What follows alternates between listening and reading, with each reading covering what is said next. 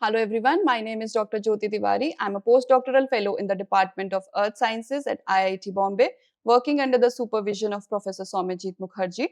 Today we'll be continuing from the second part of geohazards in the Indian Himalaya, understanding some other geohazards that are most common in the Indian Himalaya, how to mitigate those disasters and what was their impact in the Indian Himalayas. Breaching of glacial lake dams due to melting of glaciers and any seismic activity leads to flooding in this area that is called glacial lake outburst floods. It was seen in the South Lohak Lake of Sikkim as already discussed. In the Tista River, the flooding occurred in 2023 and it was very extreme due to this lake outburst. Extreme rainfall has become another major hazard in the Indian Himalaya. As already discussed, in the Himachal Pradesh area, Beas River experienced an extreme rainfall that led to flooding, many human casualties, destruction to the damaged buildings, and the commercial as well as residential buildings were also damaged. Bridges were completely damaged, and many communication centers were broken off from this main town. Hazard zonation in the Indian Himalaya. Hazard zonation is very crucial to identify risk areas in the Himalaya. This is the seismic zone in the Himalaya. These red parts shows high risk zone of the Himalaya. The orange portion are the less risk zones and the yellow ones are the moderate, pink one are the moderate risk zones of the Indian Himalaya. As noticed, Uttarakhand and Himachal region and the northeast region are the most actively prone to this hazard. This is the landslide susceptibility map for the Himalaya. Again, we can see that Uttarakhand, Himachal area and a part of northeast is highly susceptible to landslides and other regions comparatively less and moderately susceptible. High risk zones are Uttarakhand, Himachal Pradesh, Sikkim and Arunachal Pradesh. Regions where glacial lakes and rivers are prone to floods and glacial lake outburst. These green dots denote the area that are low probable to this glacial lake outburst, while these red dots denote the area that are highly prone to glacial lake outburst. These are basically in the Kashmir area, in the Uttarakhand state and in the Sikkim portion. This is the figure for annual rainfall in Indian Himalaya. As we can see, the high rainfall in eastern Himalaya as compared to low rainfall in the western Himalaya has resulted in this geohazard that has displaced the climatic variability in both the regions, leading to many geohazards common in this area. Unseen heat waves with a magnitude of super extreme, very extreme and extreme have become very common in Himalaya. Uttarakhand in the year 2022 experienced forest fires due to this heat wave effect. All the scenario points main concern towards the high altitude zones that are experiencing high heat waves, and melting of glaciers have resulted due to this heat waves. Also, the reduction in snowfall and rainfall have been due to this heat wave areas. These are the guidelines provided by National Disaster Management Authority.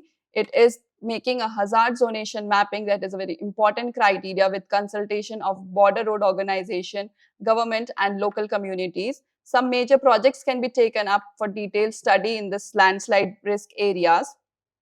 Setting up early warning system depending on risk evaluation and cost benefit ratio can be an important step for mitigating the disaster. Training local people and professional along with organization working in the field of landslide is another important step. Also, new codes and guidelines need to be developed for these landslide studies. Some earthquake guidelines from Bureau of Indian Standard, Building Materials and Technology Promotion Council, Housing and Urban Development Cooperation for designing and constructions of earthquake-resistant building, that is to minimize the loss of life and property caused by this earthquake, is very important step. National Center for Seismology and Ministry of Earth Sciences maintain a national seismological network of more than 102 observatories to monitor earthquake activity in and around the country. On occurrence of any geohazard, the information is immediately disseminated to the concerned authority for relief and rehabilitation measures. Some mitigation and preparedness strategies have to be there. Along with structural, some non-structural mitigation also has to be there. Some major involves early warning system, that is one of the most important criteria for mitigating the disaster.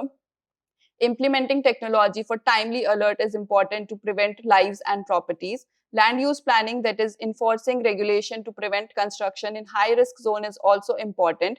Educating local population about risk and preparedness and building structures to withstand any geohazard is important step.